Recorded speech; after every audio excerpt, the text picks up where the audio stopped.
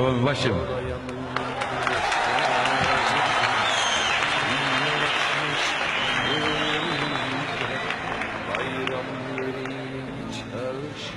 Nevruzev'in Ruzi.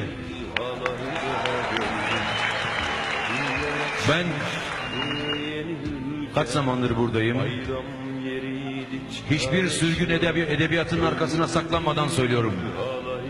Sürgün değil, savaşçı olduğum için buradayım. Ve kendi ilişkilerimizde, kendi dünyamızda, o küçük ama o güzel, onurlu, o namuslu dünyamızda hapseden, bizi vatanımızdan, yerimizden ve yurdumuzdan eden bütün insanlara söylüyorum. Bir gün mutlaka döneceğiz. Devasa ateşler yanmış, çadır kurulmuş dağlara, külleri savrulur durur, karışıyor yıldızlara. Devasa ateşler yanmış, çadır kurulmuş dağlara, külleri savrulur durur, karışıyor yıldızlara.